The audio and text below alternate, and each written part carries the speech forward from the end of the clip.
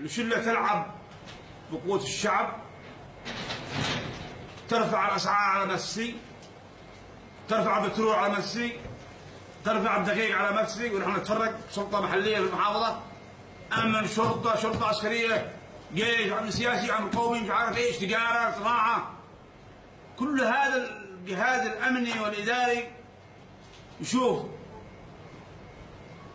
غلاء فاحش، لعب بالأسعار، لعب بالوقود، لعب بالعملة، ونحن نظل نتفرج زي ما يتفرجوا الناس.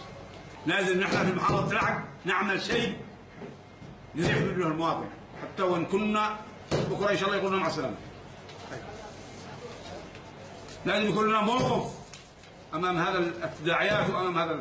صبرنا قلنا قد تكون حلول، سكتنا قلنا قد تكون حلول، لكن نرى أنه ما في حلول، نرى الوضع يتأزم، ويجب أن تفهموا أنه كلنا بنتحمل مسؤولية.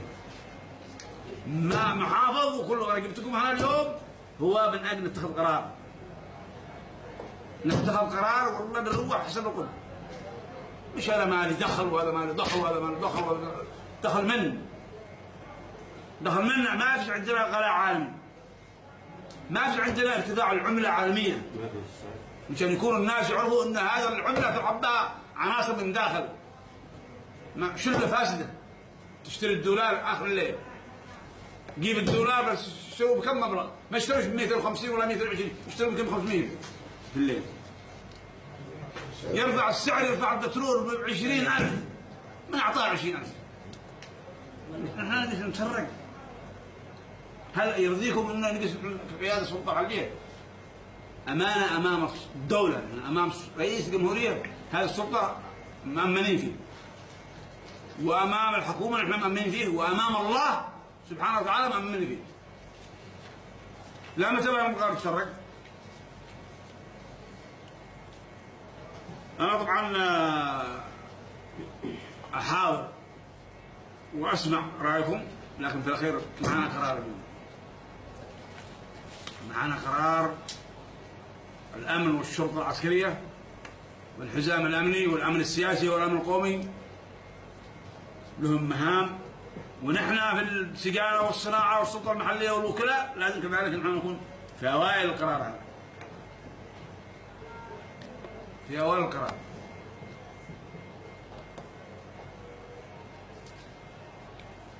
قراراتنا يا ممدوح جميع الصرافين في لحد تغلق والإسلام. أنا بتكلم الكلام بعد ناقش جميع الصرافين إن شاء الله، ولا يبقى بصراف نصلي مع الأطفال والله، وعاد الصرافين لازم يدخلوا داخل، ما فيهم الكريمي وما فيهم العقبي، ما فيهم الكريمي وما فيهم العقبي. ارفع لي اليوم نبداها من صبر، نبداها من الرباط، شرطة عسكرية، طلع السيد، الجلال الربيعي، يجيبوهم من البيت، يجيبوهم يدقوا داخل.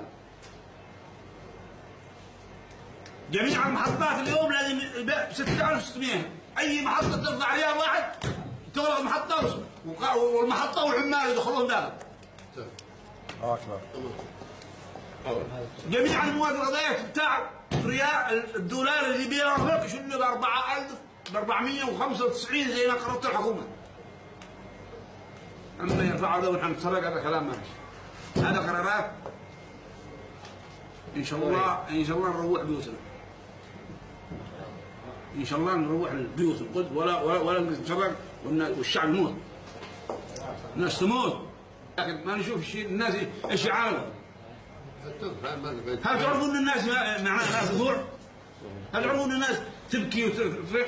البيوت تئن، بيوت دخل معنا بيوت مشرفه.